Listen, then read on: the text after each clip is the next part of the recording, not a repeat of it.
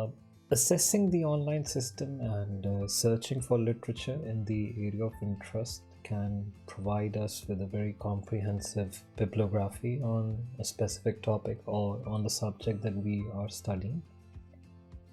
As we all know that the search for literature can sometimes provide us as many as 100 or more results, and we have to be very careful in terms of selecting the right articles or books or even reports or newspaper articles.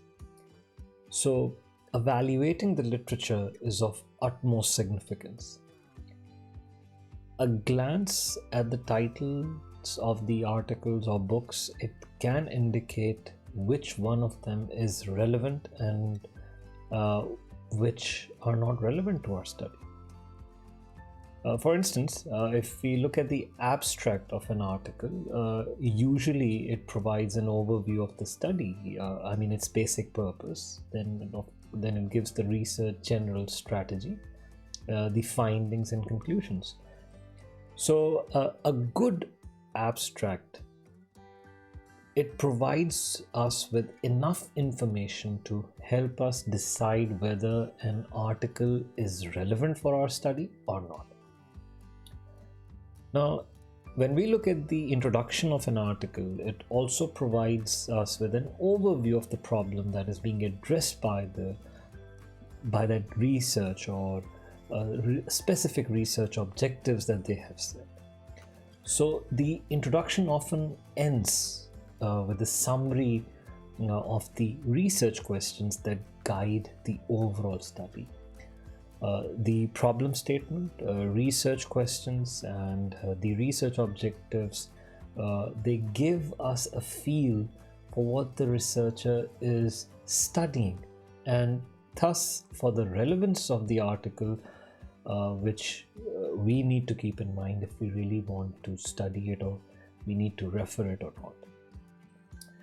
In the same manner, the table of contents and the first chapter of a book, they may help and guide us to assess the relevance of the book. We need to remember that a good literature review needs to include references and references to the key studies in that particular field. For this reason, articles and books that are often cited by others, they must be included in the literature review, even if those articles or those books were published or written 30 or 50 years back. Now, of course, more recent work should also be incorporated in our literature survey or in our literature reviews, since recent work will build on a broader and more up-to-date stream of literature than the older work. So in order to assess the quality of recent research, we need to ask the following questions. And what are those questions? For instance, is the main research question or problem statement presented is in a clear and analytical manner or not? We also need to keep in mind that is the relevance of the research question made transparent in that research or not? Likewise, does this study that we are considering, is it built directly upon previous research?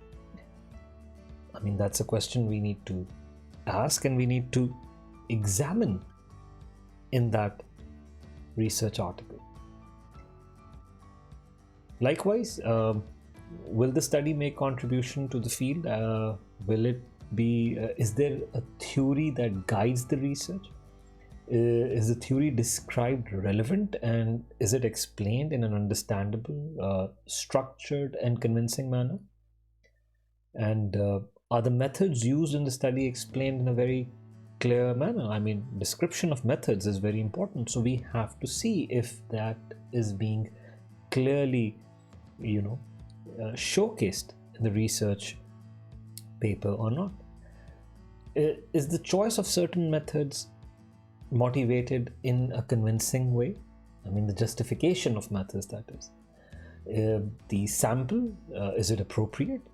The research design or the questionnaires that were used for the study, were they appropriate or not? Are the measures of the variables valid and reliable? And did the author use the appropriate quantitative or qualitative techniques that are there? Is the conclusion or the conclusions result from the findings of the study, are they being showcased properly? Or do the conclusion give a clear answer to the main research question? Importantly, we also need to keep in mind that has the author considered the limitation of the study? Or has the author presented the limitation in his or her article? So these are some very key questions that we need to keep in mind specifically when we are trying to look at the quality of the recent research that's there. So the quality of the journal that published an article can also be used again as an indicator of the quality of an article. So important question in this respect are that, is the journal peer reviewed? That is, do all articles have to undergo a review process before they are published? And of course, we need to keep in mind that what is the impact factor of the journal. The impact factor of a journal can be viewed as the average number of citations in a year given to those papers in the journal that were published during a specific period. Usually it's basically for 2 years. Because see, important articles are cited more often than the articles that are not that important. So the impact factor of a journal is frequently used as we say, as a proxy for the importance of that journal to its field. So in total, some criteria for assessing the value of articles or books are the relevance of the issues that are addressed in the article or books, the importance of a book or an article in terms of citations, the year of publication, of course, of the article or the book, and the overall quality of the article or the book. So all the articles considered relevant to our study can be listed as referencing. And of course, you need to use the appropriate referencing format, which could be based on the requirements of a certain journal or your university.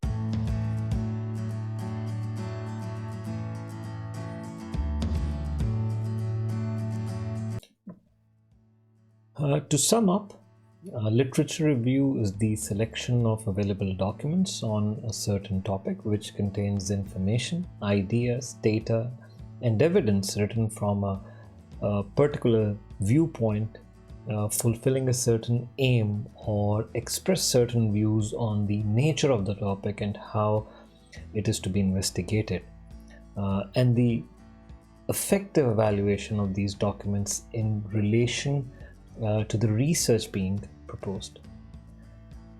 A literature review ensures that the research effort is positioned relative to existing knowledge and it builds on this knowledge. So a literature review has many other functions because the research question of the study serves as the starting point for the literature review. And some of these functions depend on the type of research questions the researcher develops. Similarly, the first step of a literature review involves the identification of the material that are available on the topic of interest, and not to forget gaining access to those material. So searching for literature in the area of interest will provide a comprehensive bibliography on the subject, and that is why the researcher will have to carefully select the most appropriate and relative material that's there. And some criteria for assessing the value of material are, of course, the relevance of the issue that are addressed, the importance in terms of citations, the year of publication, the overall quality of the article, along with the quality of the journal. Documenting the literature review is very important because it's important in terms of convincing the reader that the researcher, he or she is knowledgeable about the problem area and has done a good amount of homework that is necessary to conduct research. Lastly, when researchers document their literature review, there are two important pitfalls that they have to be aware of. Number one, purposely misrepresenting the work of other researchers or authors, and of course plagiarism, the use of others' original words, arguments, or even ideas, models, as though that they were their own, even if this is done in good faith, out of carelessness or out of ignorance. Both purposely misrepresenting the work of others and plagiarisms are considered as unethical, or you could say as fraud.